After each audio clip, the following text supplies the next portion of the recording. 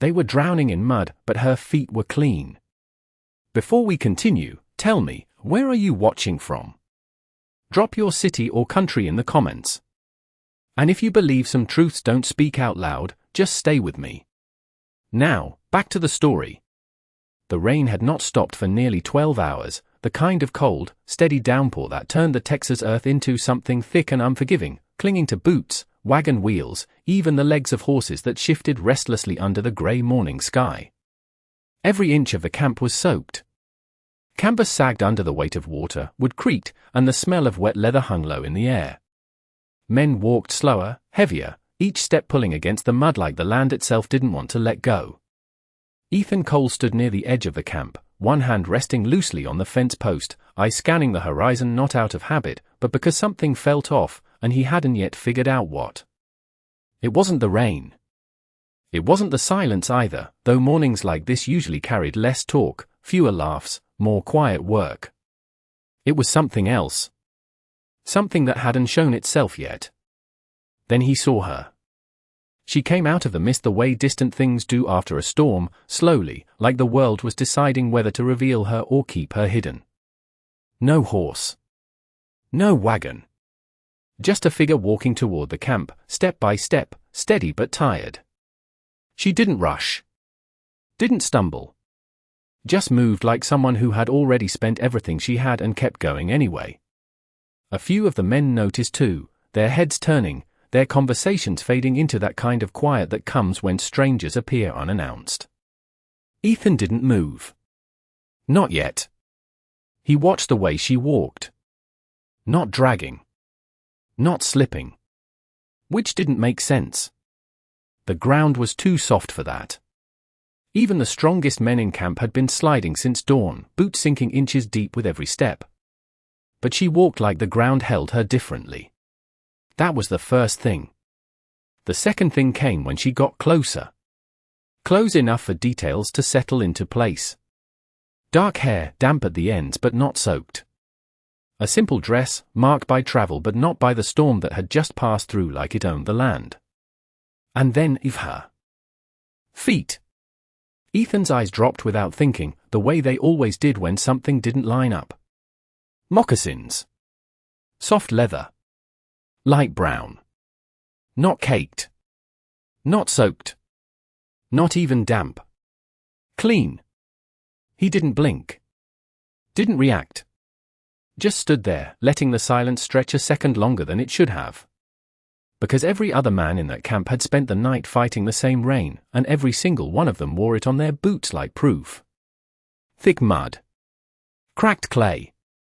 Water stains up to the ankle. But her steps left nothing behind. No deep impressions.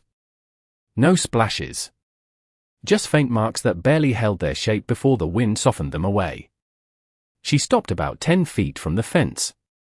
Close enough to be seen. Far enough to keep her distance.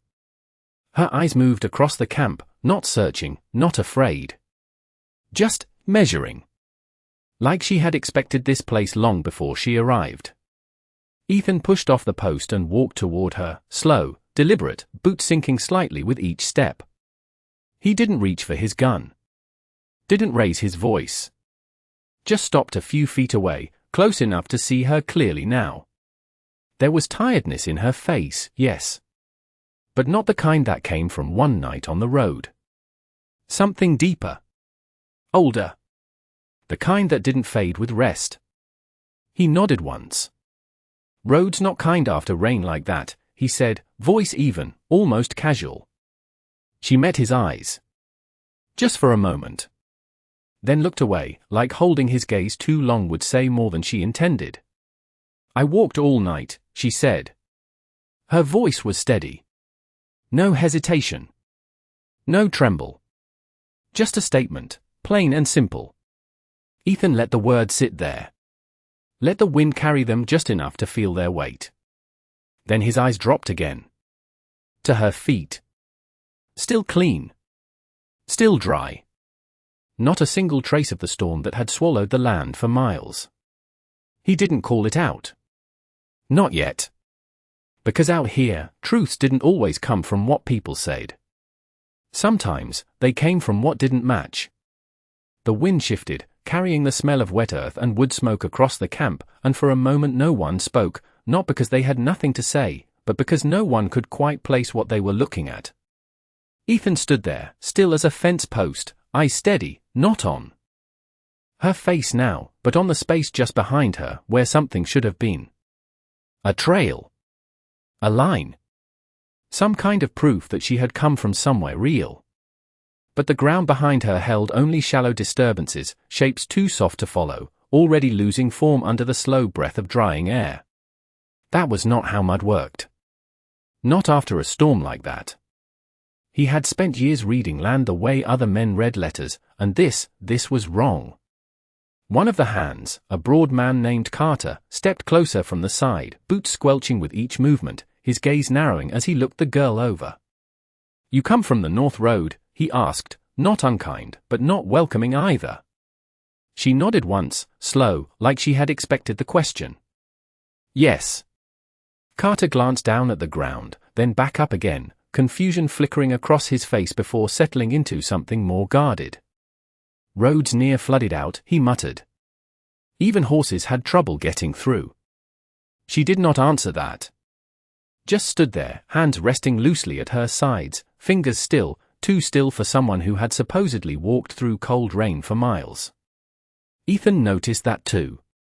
People who had been out all night carried it in their hands. The tremor. The stiffness. The need to warm them against something. She showed none of it. He shifted his weight slightly, boots pressing deeper into the mud, feeling the resistance, the cold seep through leather. Real. Solid. Unavoidable. Then he looked back at her moccasins again. Light. Untouched. As if the ground had chosen not to claim her. "You alone?" Ethan asked, voice quiet, cutting through the low murmur that had begun to rise among the others. She hesitated this time. Not long. Just enough for someone paying attention to notice. "Yes." The word came softer now. Less certain. A small thing. But small things were where truth usually slipped. A horse snorted somewhere behind the line of wagons, the sound sharp in the damp air, and a few of the men turned away, losing interest, returning to their work. But not all of them. A couple stayed, watching, not openly, but enough to feel the shift. Strangers after a storm meant trouble more often than not. And trouble, out here, rarely announced itself twice. Ethan reached to the side, picked up a tin cup resting on the fence rail, and dipped it into the barrel nearby, water sloshing softly as he filled it halfway. He stepped forward and held it out to her. She looked at the cup first, then at him, then back at the water. For a moment, she did not take it. Like she was deciding something that had nothing to do with thirst. Then she reached out. Her fingers brushed the metal. Dry. Not chilled from rain. Not wrinkled from hours in wet air. Dry skin, warm enough to feel even from where he stood. She took the cup. Drank slowly. Not desperate. Not like someone who had pushed through a storm all night with nothing but determination keeping her moving. Just careful. Measured. Like every action had weight. Ethan watched the way she swallowed, the way her eyes stayed low, never quite meeting his again. People who lied often filled silence with words. She did not. She let it sit. Let it grow. And that made it worse. He took a step back, giving her space, but his mind did not follow. It stayed right there, circling the same question without forming it out loud. Because once you said a thing like that, you could not take it back. Carter shifted again, voice lower now, aimed more at Ethan than at her. "Something off about this," he said under his breath. Ethan did not respond. Not with words. His eyes moved once more, down to the ground behind her, then back to her feet, then up to her face. She finally looked at him again. And this time, she held it. Just for a second longer than before. Enough to say she knew. Knew that he saw it. Knew that he understood something was not lining up. The wind picked up slightly, brushing past them, carrying dust and the fading scent of rain. Somewhere in the distance, thunder rolled, softer now, moving away. But the feeling it left behind stayed. Ethan set the empty cup back on the rail, slow, deliberate. Then he spoke, not loud, not accusing. Just enough for her to hear. "Ground tells the truth," he said. "Even when people don't." He did not wait for an answer. Because he already knew one thing for certain. She had not walked here the way she claimed. And whatever had brought her through that storm had left no mark behind. The camp did not return to normal after that. Men went back to their work, but slower now, their eyes lifting more often than they needed to, glancing toward the stranger like something unfinished had been left sitting in the middle of their morning. Ethan felt it too, that quiet shift that settled in when a place stopped trusting what it saw. The sky had begun to clear, pale light breaking through the last of the clouds, but the ground still held the storm-like memory, thick and heavy under every step. Everywhere except where she stood. She moved a little then, just enough to step closer to the fence, her weight light, almost careful, as if she understood the land better than it understood her. The mud did not cling to her steps. It did not rise up to meet her. It simply let her pass. Ethan noticed that. He noticed everything. He had not learned that skill by choice. Years on the trail had taught him that survival did not come from strength or speed. It came from seeing what others ignored. And right now, there was too much to ignore. Carter wiped his hands on his coat and leaned in again, voice low. "You letting her stay?" Ethan did not answer right away. His eyes were still on her feet. Then he looked up. "She stays till sundown," he said. Simple. Final. Carter frowned slightly, like he wanted to argue, but something in Ethan's tone held him back. Not authority. Not force. Just certainty. And out here, certainty carried more weight than either. The girl shifted her gaze toward Ethan again, studying him now the way he had been studying her. Not with fear. Not with gratitude. Something quieter. Something closer to recognition. Like she had been looking for a man who would notice what others missed. Ethan turned away first. Not because he had nothing more to see, but because he had already seen enough to know this was not a conversation for the open air. He walked along the fence line, slow, boot sinking, then pulled free, the sound soft but constant, grounding him in something real.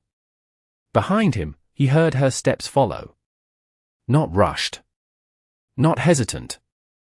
Just steady. Again, wrong. He stopped near the edge of the camp where the mud thinned slightly into harder ground, where tracks held longer, clearer. If she had walked through the storm, this place would tell it. He did not turn when he spoke. "Walk from there," he said, nodding toward a patch of open ground about 15 feet away. She did not question him. Did not ask why. She simply moved to the spot, turned, and began to walk toward him. Step by step. Ethan watched closely. The ground responded. Slight impressions formed under her weight, shallow but present, enough to mark direction. Enough to follow. Real. He crouched slightly as she passed, studying the prints, the spacing, the depth. Everything looked right. Too right. He straightened slowly. Because that was not what he had seen before. Before, her steps had barely touched the earth. Now, they behaved like anyone else's.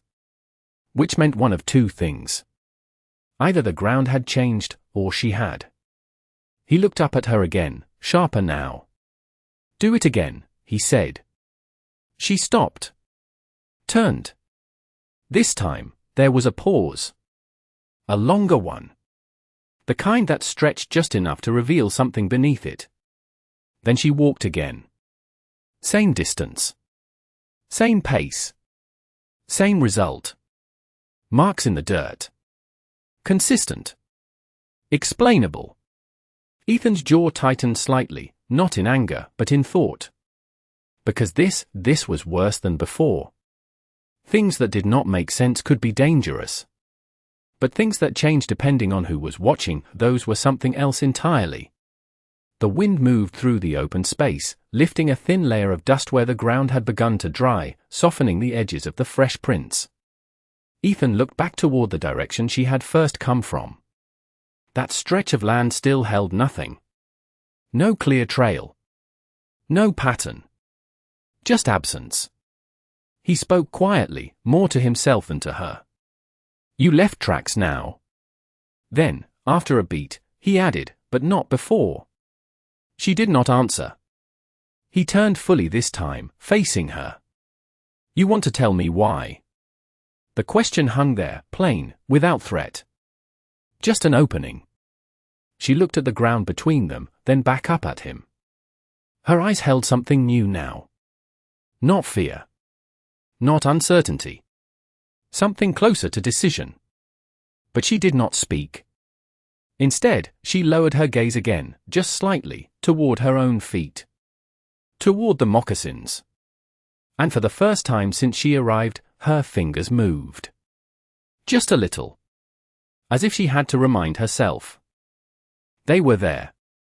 Ethan followed that movement. Followed it straight to the truth he had not yet put into words. Because whatever those moccasins were, they were not just shoes. And whatever path had brought her here had not been walked the way men understood walking at all. The air between them held something tighter now, like a rope pulled just short of snapping, not from anger, not from fear, but from the weight of something neither of them had named yet.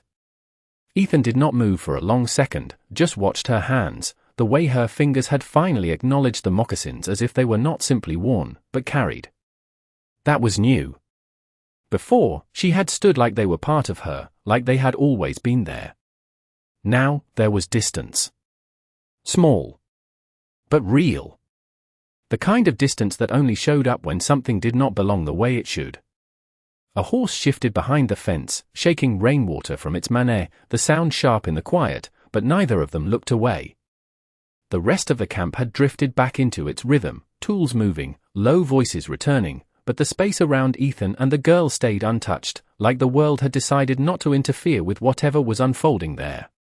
Ethan stepped closer, just one pace, enough to shorten the distance but not enough to threaten it.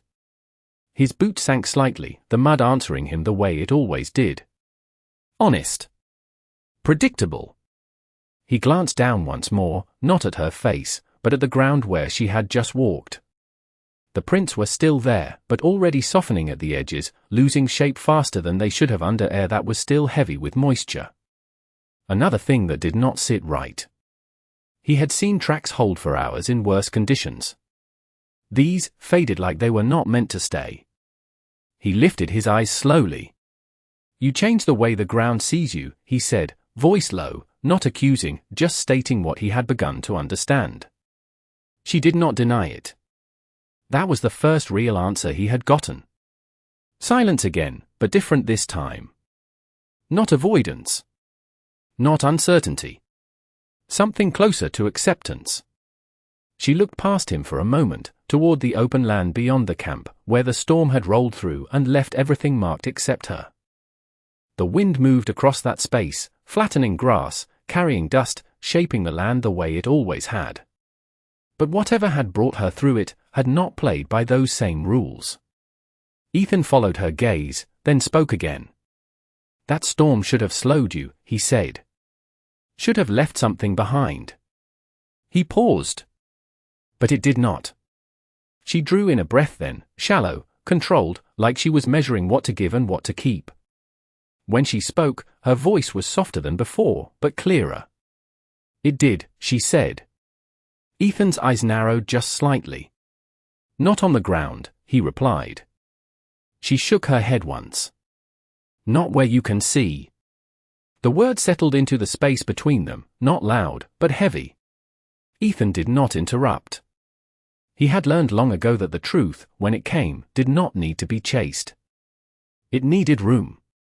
She lowered her eyes again, this time not to hide, but to focus, like she was stepping back into something she had been trying to keep at a distance.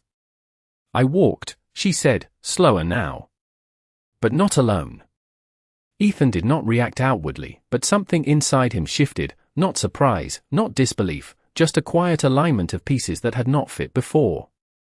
"Who?" he asked. She did not answer right away.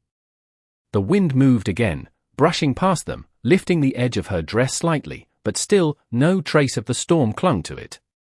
No dampness. No weight.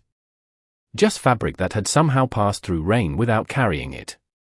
"Someone who knew the way," she said finally. Ethan's jaw set just enough to show he was thinking harder now. "Then where are their tracks?" he asked. This time, she looked directly at him, and there was something in her eyes that had not been there before.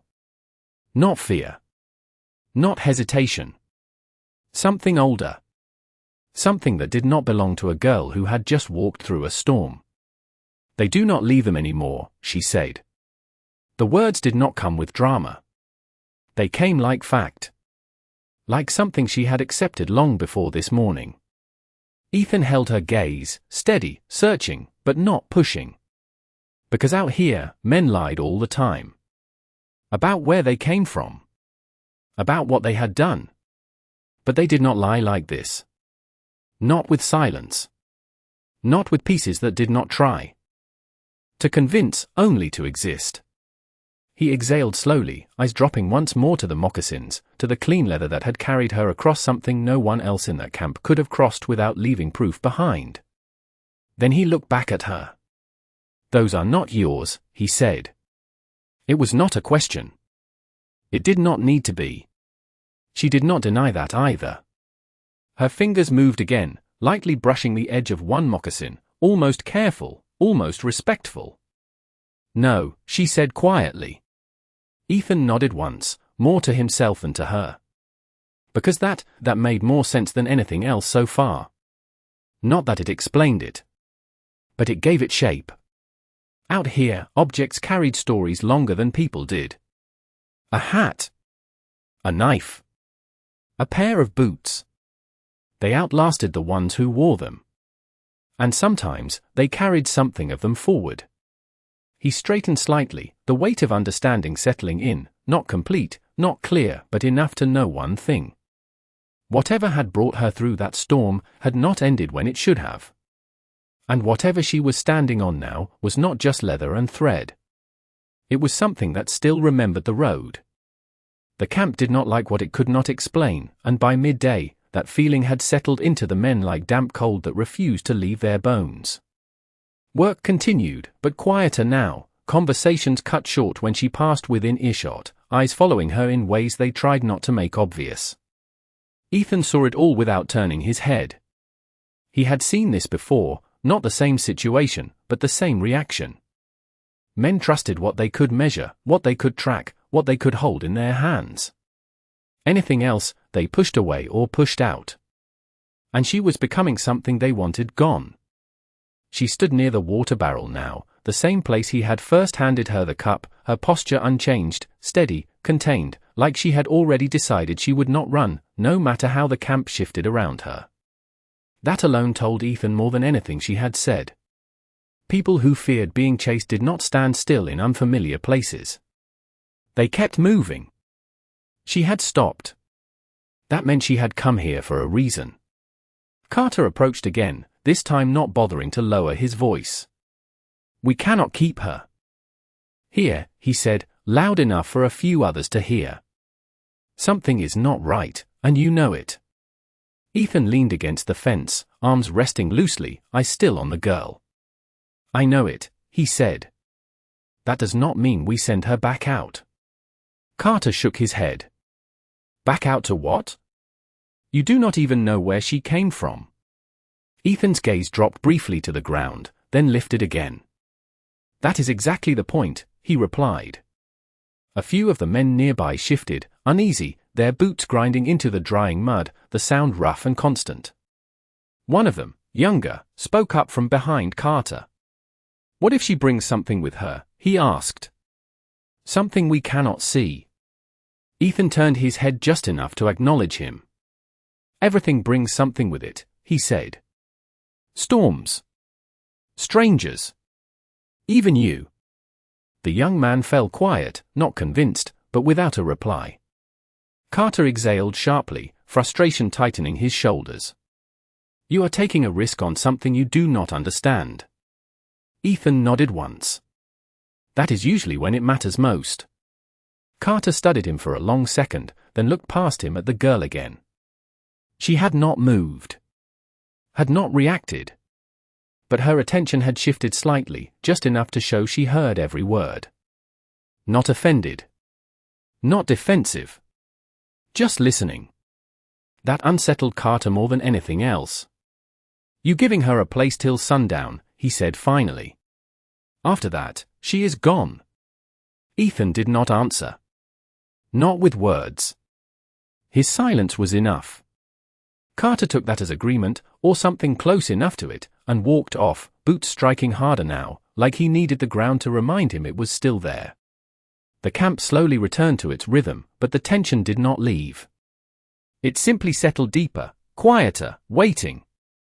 Ethan pushed himself off the fence and walked toward her again, slower this time, not to approach, but to stand beside her, looking out at the same stretch of land she had watched earlier. For a while, neither of them spoke. The sun had begun to break through fully now, drying the top layer of mud, turning it into a thin crust that cracked under pressure. Real again. Predictable again. Except for her. He finally spoke, voice low enough that it did not carry. They are afraid of what they cannot follow, he said. She nodded once. I know. He glanced down at her feet again, then back out at the land. You said you did not walk alone. Another pause. Then, yes. And whoever brought you here, he continued, they do not leave tracks anymore. She took a breath, deeper this time, like she had been holding it since morning. No, Ethan let that sit. Then asked the question that had been waiting since the moment he saw her. Why here? She did not answer immediately. Her eyes moved across the camp, the wagons, the men, the fences, then back to the open land beyond. When she spoke, her voice carried something different now. Not just quiet. Intent. Because this is where the path ended, she said. Ethan frowned slightly, not in confusion, but in thought. Paths do not just end, he said. They lead somewhere. She shook her head gently. Some do not, she said. Some are only meant to bring you to the right person. The words were simple, but they landed heavier than anything else she had said. Ethan felt that. Not as an answer, but as a shift. Like the ground under his feet had changed in a way no one else had noticed yet. He looked at her again, really looked this time, not at the details, not at the inconsistencies, but at the purpose behind them. And you think that is me, he said. It was not pride. Not disbelief. Just clarity. She met his eyes fully now, without hesitation. I was told you would see, she said. The wind moved through the camp again, lighter now, carrying warmth instead of rain, but Ethan did not feel it the same way. Because suddenly, the question was no longer about where she had come from. It was about why she had been brought.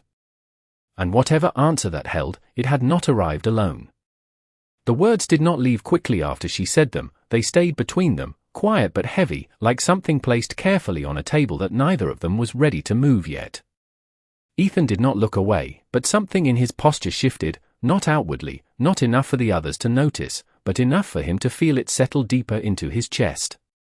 He had spent years learning how to read signs, trails, small changes in the world that most men walked past without seeing, but this was not a sign in the dirt or a broken branch on a trail. This was something that had found him. And that was different. He turned his head slightly, glancing back toward the open land again, the stretch where she had come from, where nothing remained to tell her story except absence. Then his eyes returned to her. Who told you that? He asked, voice steady, not pressing, but not letting it go either. She did not answer right away.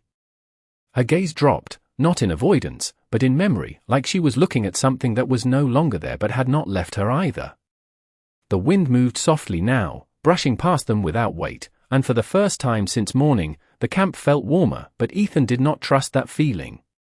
Things that change too quickly usually hid something underneath. He did, she said finally. Ethan waited, but she did not add more. He repeated, quiet. The one who walked with you. She nodded. Ethan exhaled slowly through his nose, eyes narrowing just enough to show he was putting something together, something he had not expected to revisit.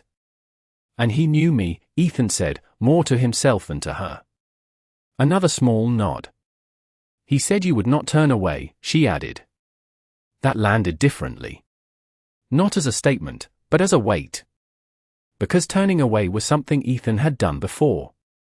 Not often. But enough to remember it. Enough to know what it cost when you chose not to see. He looked down again, not at her feet this time, but at his own boots, thick with dried mud now, cracked and uneven, carrying the truth of where he had been since dawn. Real. Measurable. Honest. Then he looked back at her moccasins, still clean, still untouched by the same ground that held him in place. Those were his, Ethan said. Not a question. She followed his gaze, then nodded again, slower this time, like the admission carried something more than just fact. He gave them to me, she said. Ethan's jaw tightened slightly. Before or after, he asked. She did not misunderstand. After, she said. The word hung there, simple, but it closed a door behind it. Ethan did not react outwardly, but the meaning settled in. After. Not handed from one living person to another in passing. Given. When something had already ended. He let out a breath he did not realize he had been holding, and for a moment, the sounds of the camp came back into focus, the creak of wood, the low murmur of voices, the distant clink of metal against metal. Normal sounds. Grounded sounds. He held onto them for a second, then let them fade again as he looked back at her. Why me? He asked. She lifted her eyes to meet his, and this time, there was no hesitation at all. Because you saw him once, she said. Ethan did not move. Not a muscle. But something behind his eyes shifted sharply, like a door opening to a room he had kept closed for a long time. I see a lot of people, he said, voice quieter now. Not like that, she replied. He held her gaze, steady, waiting. And then she said it.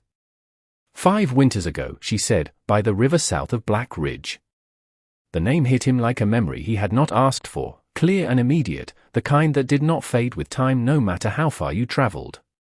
Ethan's eyes dropped for just a second, not in doubt, but in recognition.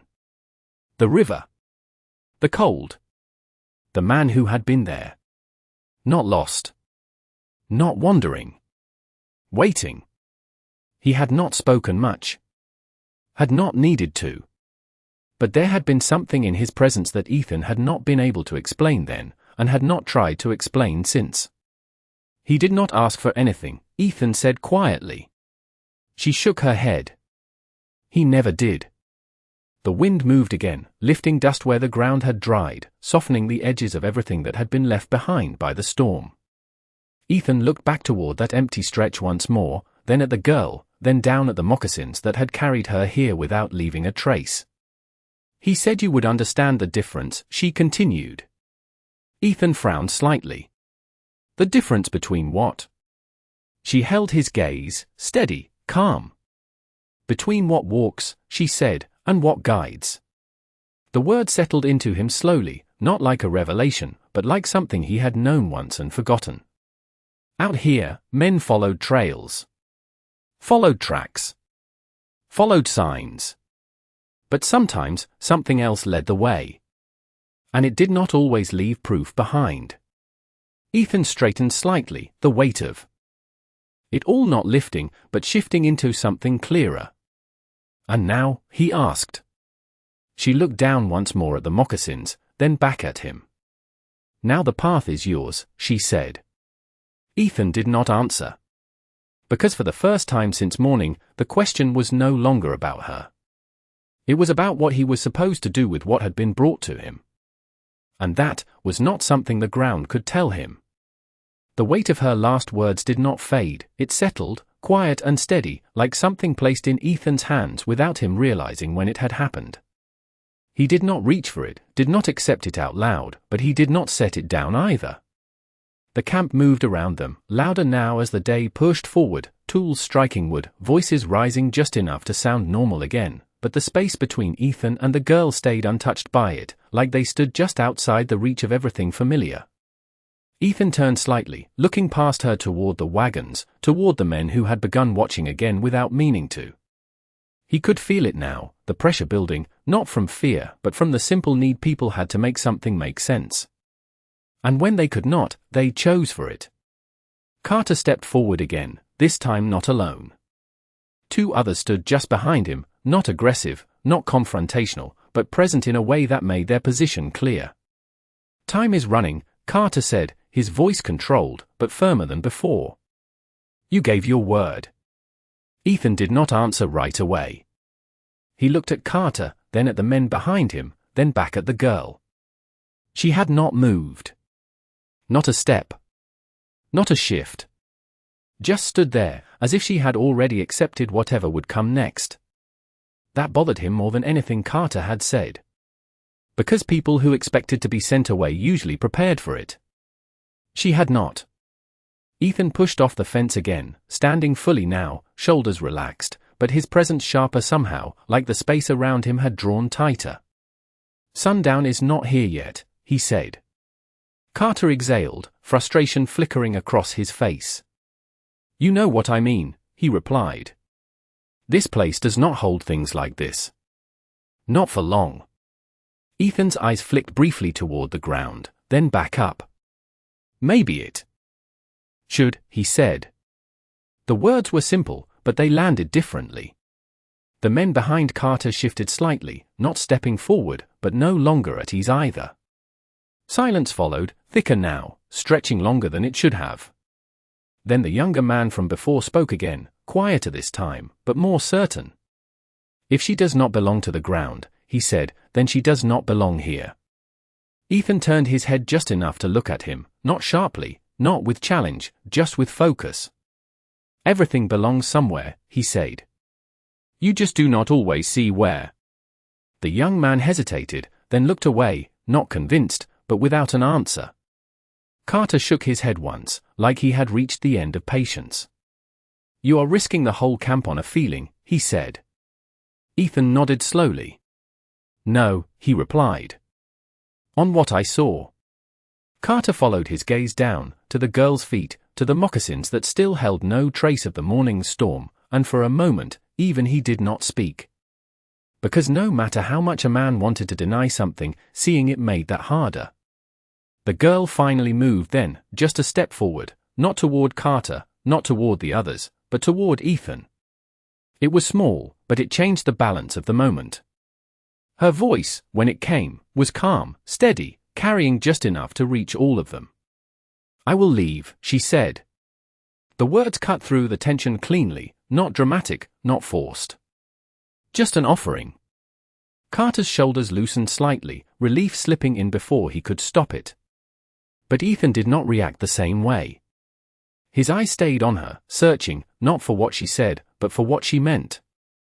"You do not have to," he said quietly. She shook her head once. "The path brought me here," she said.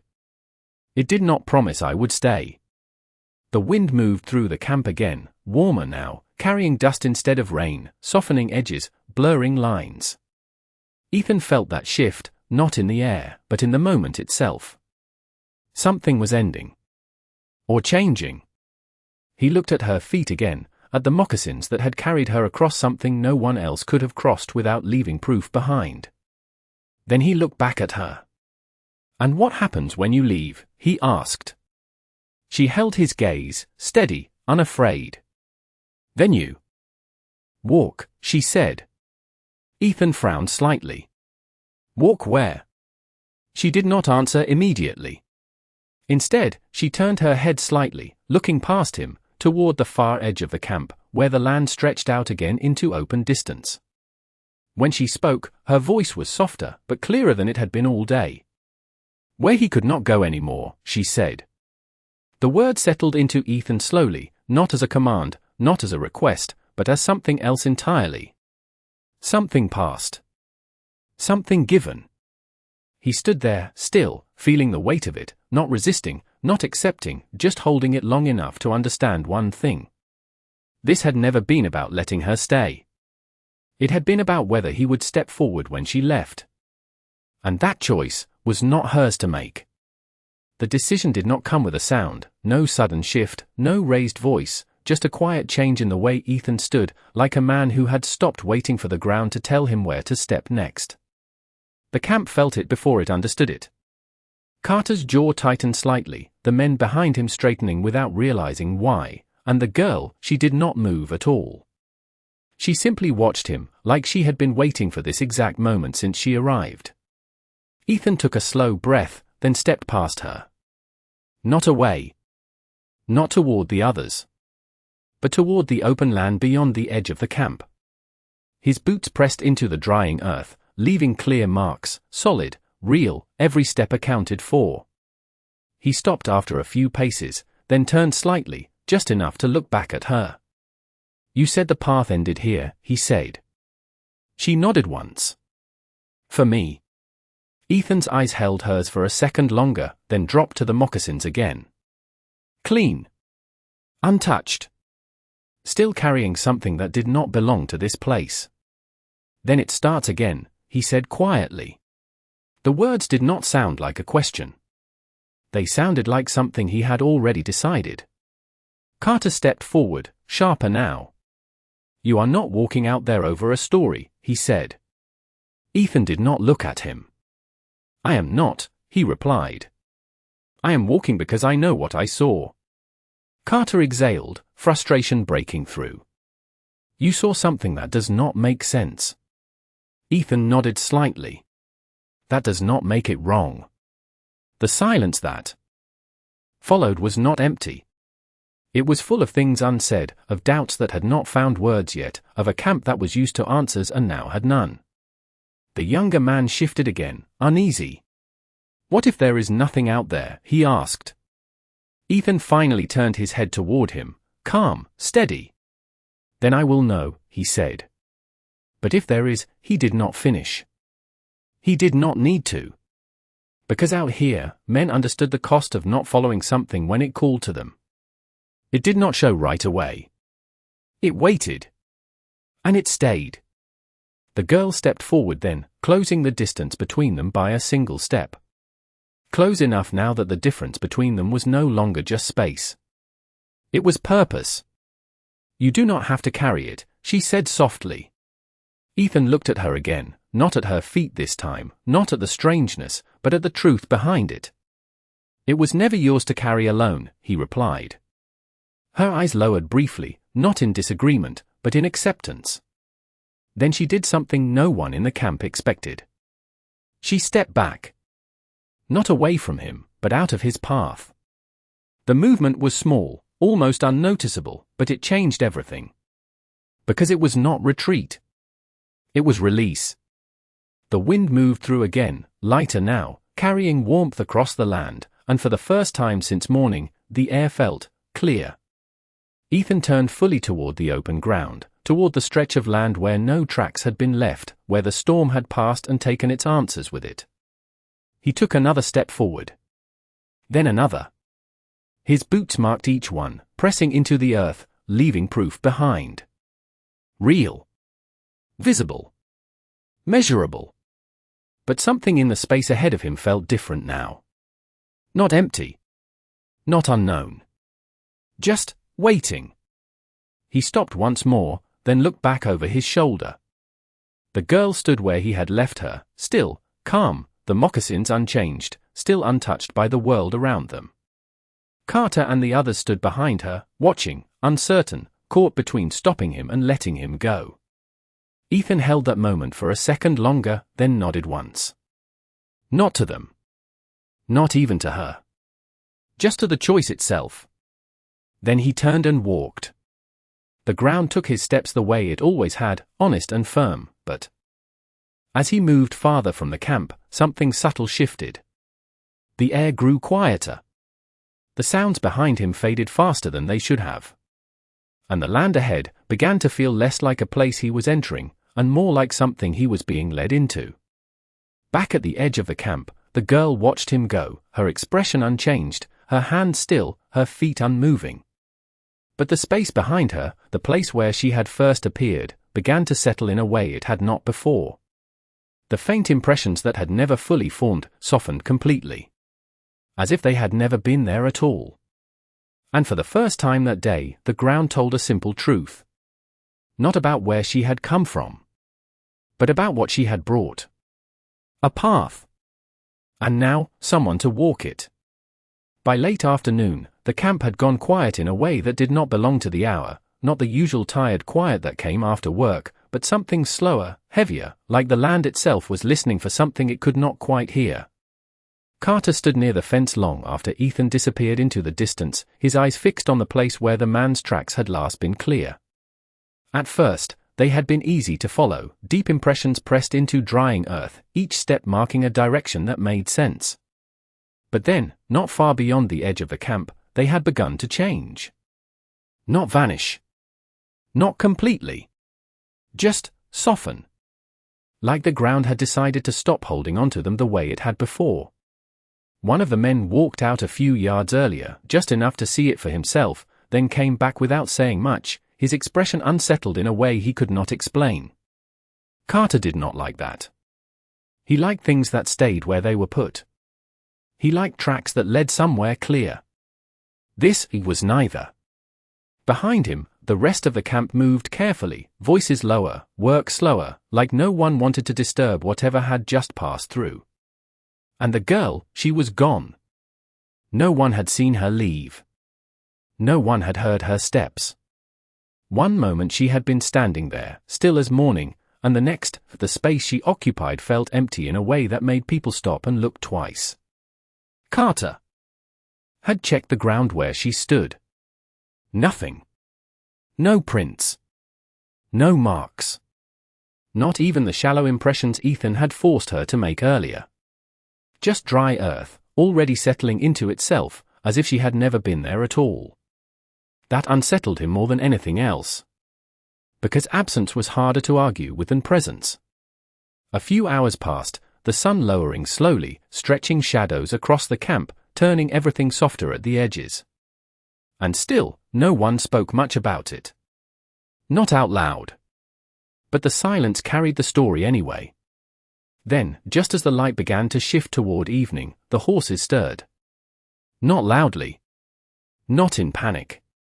Just a quiet shift, a recognition of something approaching that did not feel like danger, but did not feel ordinary either. Carter turned toward the open land again, squinting slightly against the lowering sun. And there, far out past where the ground had begun to lose Ethan's tracks, something moved.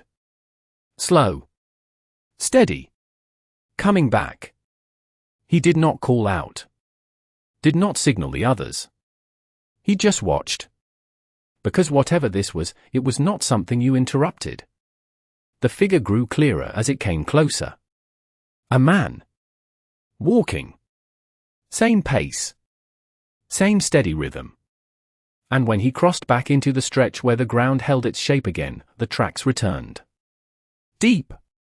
Clear. Real. Ethan stepped into the edge of the camp just as the last of the light settled low across the horizon, his boots marked with dust now instead of mud, his coat carrying the scent of distance, not storm. He did not look tired. Not the way a man should after walking that far without pause. He just looked certain. Carter stepped forward, meeting him halfway. "Did you find it?" he asked, voice quieter than before, not demanding, just needing an answer that made sense. Ethan stopped a few feet away, his gaze steady, not on Carter, but on the ground between them. Then he lifted his eyes. "It was already there," he said. Carter frowned slightly. What was? Ethan did not answer right away. Instead, he reached down, brushed the edge of his boot lightly against the ground, then stepped aside just enough for Carter to see what lay just behind him. Another set of tracks. Not Ethan's. Lighter. Narrower. Barely pressing into the earth, but visible now in a way they had not been before. They ran parallel to his own for a short distance, then angled slightly, stopping just at the edge of the camp. Carter stared at them, his breath slowing, his thoughts struggling to settle into something solid. "Those were not there before," he said quietly. Ethan nodded once. "No," he replied. "They were not." The wind moved through again, softer now, carrying the last warmth of the day across the land, brushing over the tracks, but not erasing them. Not this time. Carter looked up at Ethan, searching his face for something that could explain it, something that could make it fit into the world he understood. "So what does it mean?" he asked. Ethan held his gaze for a moment, then glanced out toward the open land one last time before answering. "It means," he said slowly, "some paths are not meant to be seen until someone is ready to follow them." Carter said nothing after that. He just stood there, looking down at the ground, at the tracks that had appeared where there had been none, at the proof that had come too late to change what had already happened. Ethan stepped past him, back into the camp, his presence quieter now, not heavy, not loud, just settled. And behind him, the tracks remained, side by side for a few feet, then one set ending where the other continued. As if one journey had finished, and another had only just begun. Out here, the ground always told the truth. Just not always when you expected it to.